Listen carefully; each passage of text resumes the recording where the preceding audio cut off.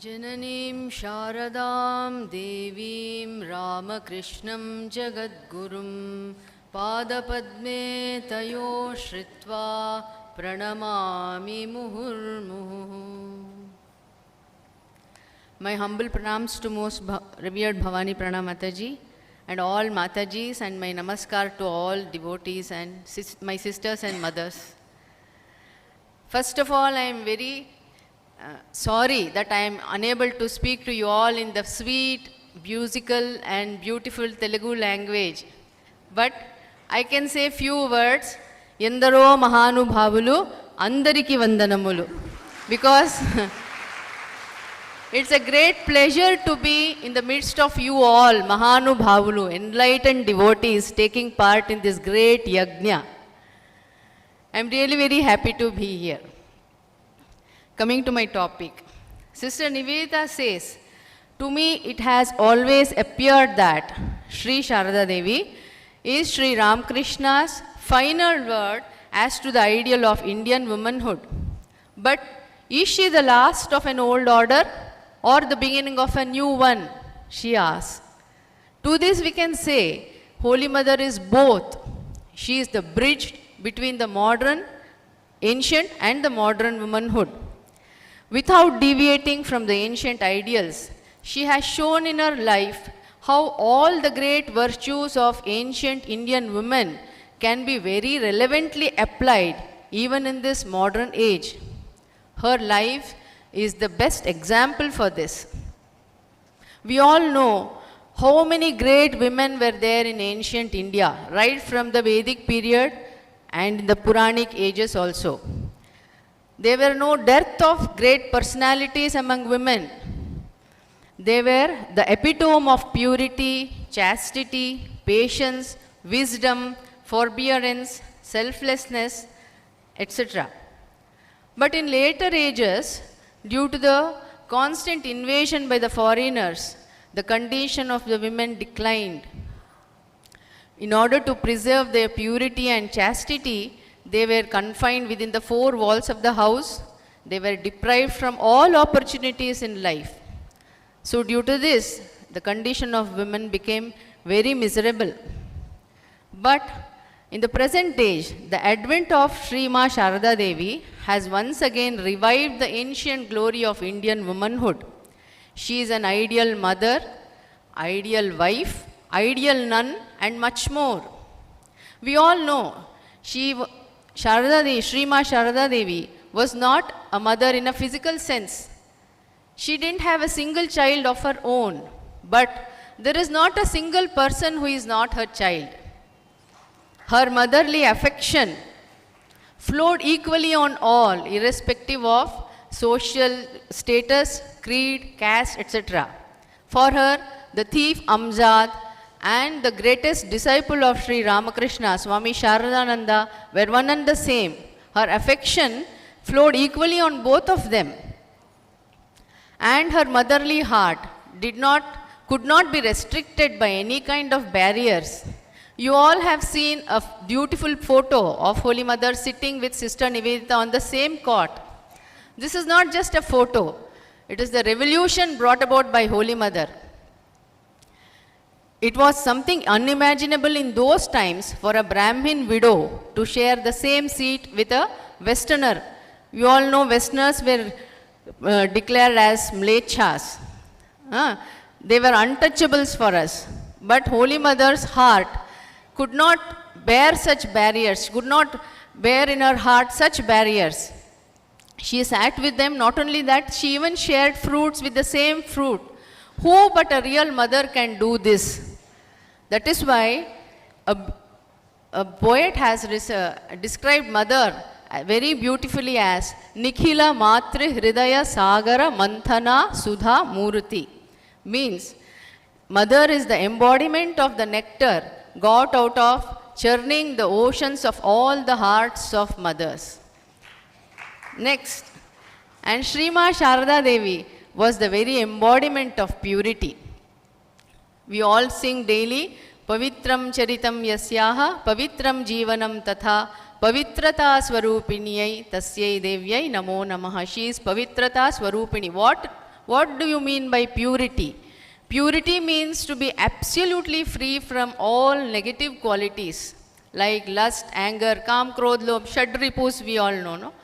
And we cannot see not even a speck of these negative qualities in mother. Yesterday we all have seen that incident of dacoit, Mark coming in face to face with the dacoit. What made mother so fearless?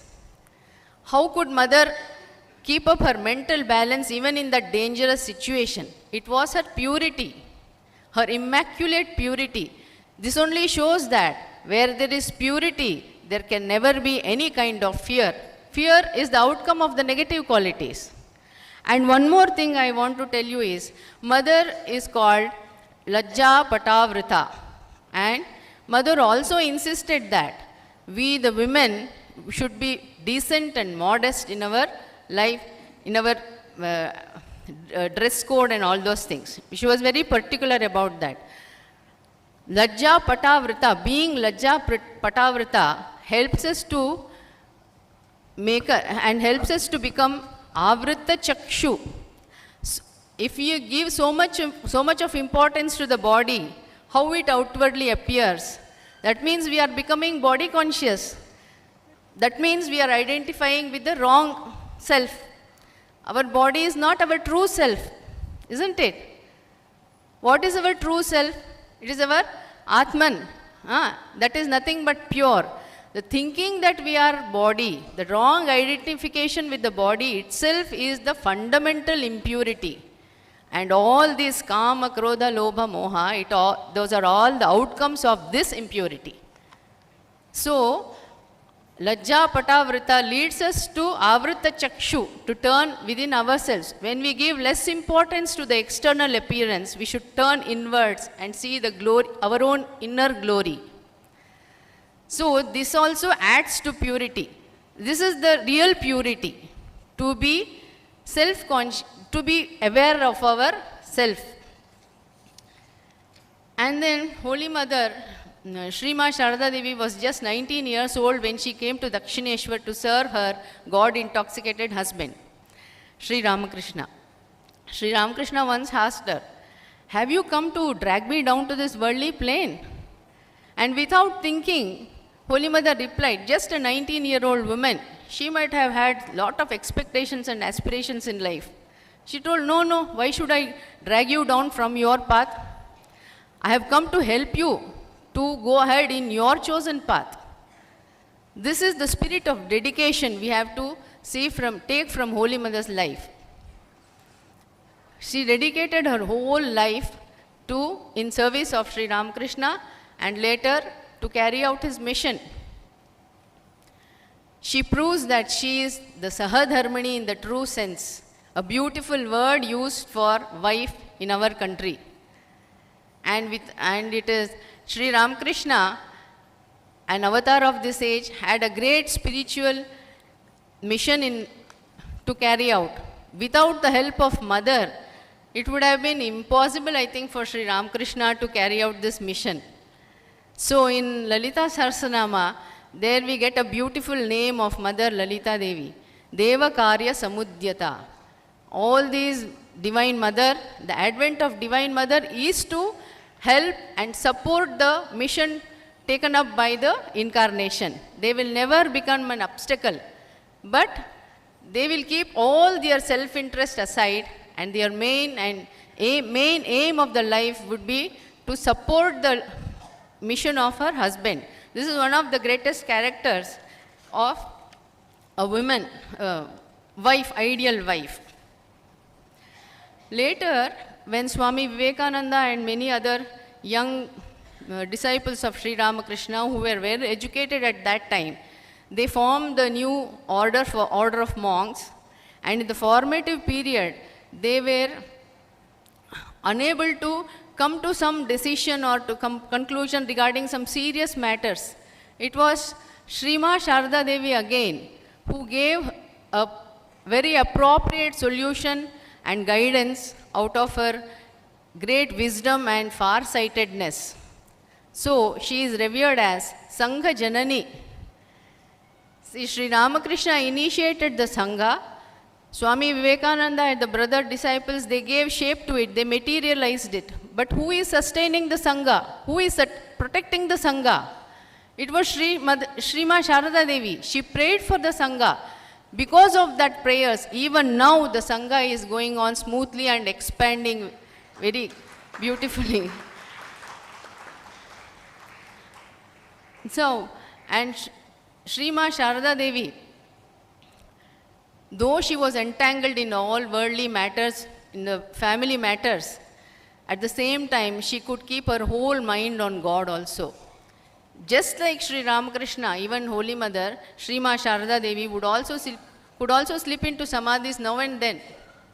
But who could notice that? She had got the tremendous capacity to conceal that also. She could suppress that. Only few of her closest companions could notice that. Though she appeared to be very much attached in the worldly duties, she was at the same time very much detached also. And her mind would soar up so high, it was very difficult for her to bring it down. Swami Turiyanji Maharaj says, it was very difficult for mother to bring her mind from such lofty height that we ordinary people will have to do tapasya for several births to reach to that state. But Holy Mother's natural state was that. Because getting entangled with these work, she would be in our level. Roma Rolla, in his book on the biography of Sri Ramakrishna, tells us that Sri Ramakrishna is the consummation of 2000 years of spirituality of 300 million people. Similarly, we can say Shrima Sarada Devi is also the consummation of all great virtues of all great women of all times.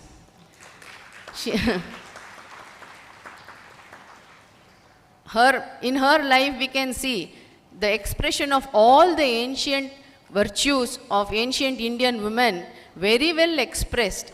But mother was bold enough to discard all the narrowness and rigid customs, few of them, of the ancient women, which Indian women had followed. But immaculately Holy Mother followed all the ancient ideals in her life. But unfortunately, in recent times, most of the women have forgot to recognize our own dignity and sacredness. This is because we are almost ignorant of the glory of our past, women of past. And it is high time we realize this, and we have to protect the virtues, all those virtues. But how to do is, we cannot protect these values by mere books or films or social media. We have to relive them. We have to express them in our own life. And the best method, the best way to do this is to follow Shrima Sarada Devi's life and teachings. You can say how to follow. We should imitate Shrima Sarada Devi. But we may say, we are not facing the same situation which Holy Mother faced in her lifetime.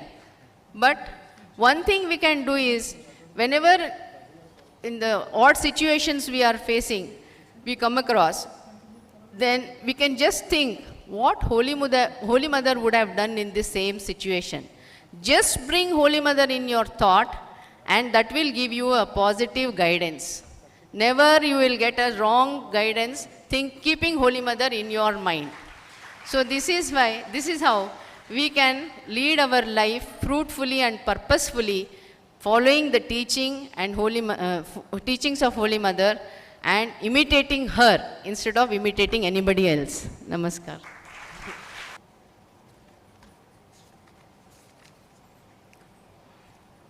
Mataji మన అందరి మధ్యలో ఉండడానికి చాలా సంతోషిస్తున్నాను అన్నారు. చక్కగా భారతీయ స్త్రీత్వపు ఆదర్శానికి శ్రీరామకృష్ణులు చివరి సారంగా మనకి శ్రీ శారదాదేవిని ఇచ్చారు అని చెప్పి నివేదిత అనేవారు. అయితే ప్రాచీన స్త్రీకి ఈమె ఆదర్శమా లేక నూతన ఆదర్శానికి నాంది అనే ఆలోచిస్తే ఈ రెండు అని కూడా మనం చెప్పవచ్చు. ప్రాచీన ఆదర్శాల నుంచి దూరం అవ్వకుండా ప్రస్తుత కాలానికి సరిపడేటట్టు ఆమె జీవించి చూపించారు. మనం వేదకాలంలోనూ పురాణ కాలంలోనూ ఎంతోమంది సాధ్వీమణులు మనం చూసాము. స్వామీజీ కూడా స్త్రీ కంటే సీత అనేటప్పటికీ చాలా గౌరవం చూపించేవారు. ఆ తర్వాత జరిగినటువంటి కొన్ని చారిత్రక రాజకీయ మార్పుల వల్ల, విదేశీ దాడుల వలన స్త్రీలు రక్షింపబడటానికి వారిని విద్యతో పాటు మరికొన్ని ఇతర రంగాల నుంచి కూడా ప్రవేశం లేకుండా 4 గోడల మధ్య ఉంచడం జరిగింది. తద్వారా స్త్రీల స్థితి దయనీయమైపోయింది. అయితే ఈ వైభవాన్ని మరలా పునరుద్ధరించుకోవటానికి శ్రీ శారదామాత ఆవిర్భావం జరిగిందంటే ఇది నిస్సంశయంగా మనం చెప్పుకోవచ్చు. ఎందుకంటే ఆమె ఆదర్శ మాతృమూర్తిగా, ఆదర్శ గృహిణిగా, ఆదర్శ సన్యాసిగా మూడింటిని ఆమె చూపించారు మనకి. మాతృమూర్తిగా తీసుకుంటే ఆమె సొంత పిల్లలంటూ ఒక్కరు లేకపోయినా సరే సొంత తల్లిగా భావించిన వారు ఎవరూ లేరు. నేను గురుపత్నిగా కాదు, మీ అందరికీ జన్మజన్మలకు తల్లినే అని చెప్పారు. జాతి, కుల, సాంఘిక భేదాలకు అతీతమైంది ఆమె ప్రేమ. అంజాద్ను, శారదానంద మహారాజును ఒకే విధంగా చూశారు. అలాగే శారదామాత సోదరి నివేత్త సాధారణంగా మనం ఫోటోలో చూస్తూ ఉంటాము. అది ఎంత గొప్ప విప్లవం, అది ఒక నిశ్శబ్ద సాంఘిక విప్లవం లాంటిది. విదేశీని తాకటం, అందుకే ఆ రోజుల్లో విదేశీని తాకడం అంటే వారిని ఒక అంటరాని వారుగా చూసేవారు. ఈ సందర్భంగా ఒక కవి అంటారు, విశ్వంలోని మాతృ హృదయాలన్నిటినీ కలిపితే, అది చిలికితే కనుక ఆ సముద్రాన్ని, అందులోంచి వచ్చిన అమృతానివి నువ్వు అని అమ్మ హృదయానికి చెప్తారు. మాతృదేవిలో మనం ఏ విధమైనటువంటి అపవిత్ర గుణాలు చూడం. కోపం, లోభం, ద్వేషం, భయం ఇవేమీ లేవు. అందుకే అమ్మ స్తోత్రంలో పవిత్రం చరితం యస్య అని చెప్పబడింది. ఇక బందిపోటు ఉదంతంలో కూడా ఆమె సరళ స్వభావాన్ని మనం చూస్తాము. ఎప్పుడు ఆమె లజ్జా పటావృతిగా ఉన్నారు.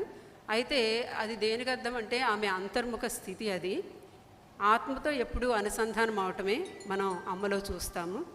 ఇక ఆదర్శ గృహిణిగా, సహధర్మచారిణిగా చూస్తే 19 సంవత్సరాల వయసులోనే ఆమె భర్త దగ్గరకు వచ్చారు. రామకృష్ణుడు నన్ను సంసారంలో దించడానికి వచ్చావా అని అడిగితే, కాదు, సహాయం చేయడానికి వచ్చాను అని చెప్తారు.